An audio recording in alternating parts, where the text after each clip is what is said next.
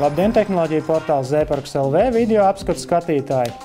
Viens no mūsu iepriekšējiem video apskatiem bija par Nokia N97 Mini, kuram man ļoti patika pilnvērtīgi QWERTY tastatūra. Tad es nolēmu, ka vajadzētu pameklēt vēl kādu Nokia telefonu ar pilnvērtīgu tastatūru.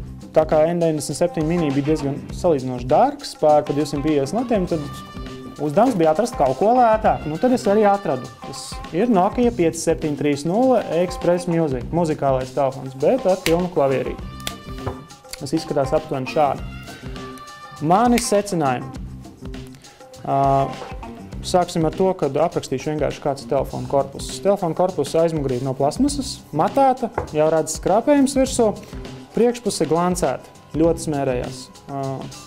Ja mēs runājam par salikumu kvalitāti, tad šeit par perimetru ir metāla korpusa daļa.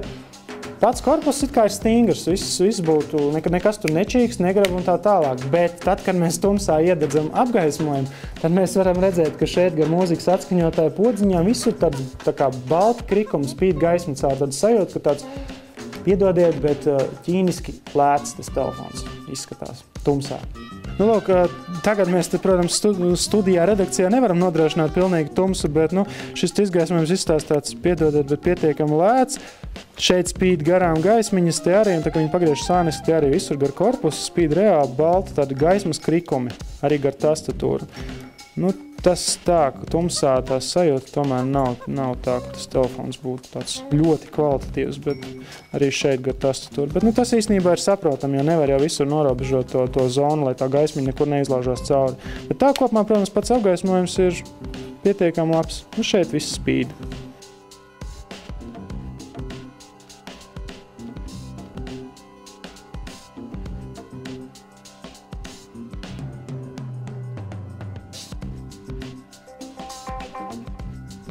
Tas, ko es esmu izdarījis brīdī, kad mēs atveram telefonu vaļā, man uzreiz aktivizējās īziņas rakstīšanas režīms, jo tas ir visbiežākais iemesls, kāpēc man vispār vajag pilnu tastatūru.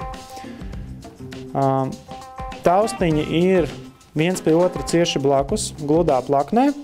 Ja mēs salīdzinām ar Nokia N97 Mini, tad tie taustiņi tomēr nav tik labi.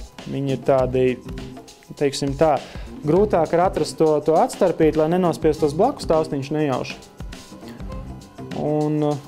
Bet nospiediens ir pietiekami stingrs, var sajust, nav tāda nesaprotama sajūta, vai tu esi to taustiņu nospiedis vai neesi.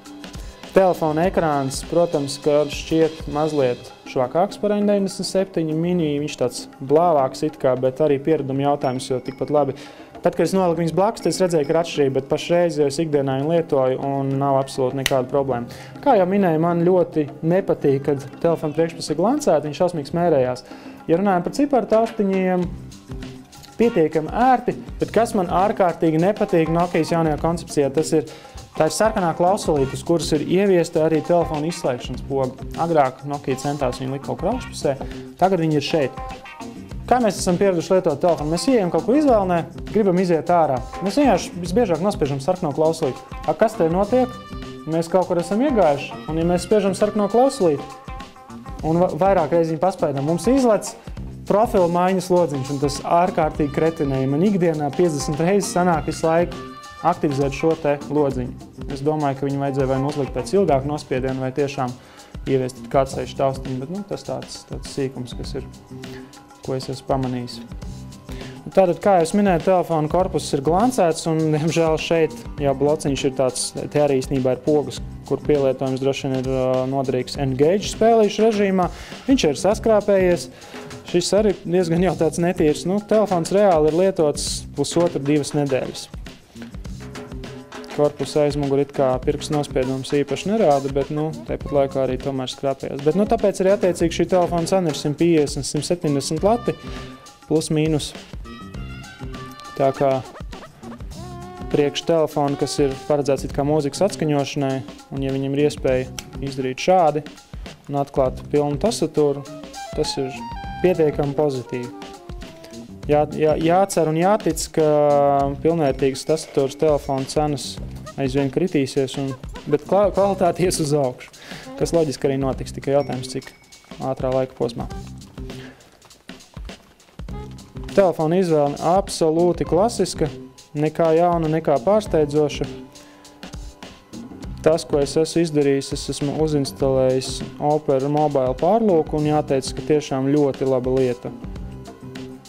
Vismaz skatīties kaut kādas elementāras lietas, palūkot TV programmu vai aplūkot jaunākās ziņas vai draugos ielūkoties, tad nav nekāda problēma. Īpaši tagad neiedziļināšos tajā pārlūkā. Nu, lūk, tas, ko es minēju, mēs esam iegājuši kaut kādā izvēlē, saspēdam šo sarkano podziņu, līdz, ka iziet ārā, lai varētu telefonu nobloķēt, bet mums izlaic lūk šāds te lodziņš ārā.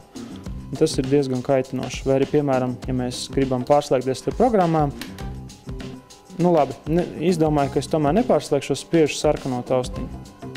Un izlaic šis. Protams, ka mums vajadzētu spiest atcelt, bet tā kā tie taustiņi ir pietiekami blakus, tad kaut kā ir ieradums vienmēr spiest sarkano klausulīti. Telefonā 3,2 megapikseļu kamera, ārkārtīgi klasiska, nekā īpaša. Taustiņš gan diezgan tālu uz vidu, fotografēšanas ierīkots, tā kā nav tā, ka baigi ērti būtu. Autofokus ir, tās arī labi. Ļoti stingri jāspiež, lai nobildētu. Nu, lūk. Mēs skatāmies no funkciju klāsta, tad neko jaunu pārsteidzošu mēs neredzam. Mums ir navigācijas iespēja, kas ir pozitīvi. Mums ir arī Wi-Fi atbalsts, kas arī ir ļoti svarīgi, ja mēs gribam to pašu mobilo internetu izmantot, surfot internetā. Mums ir arī mūzikas atskaņotājs.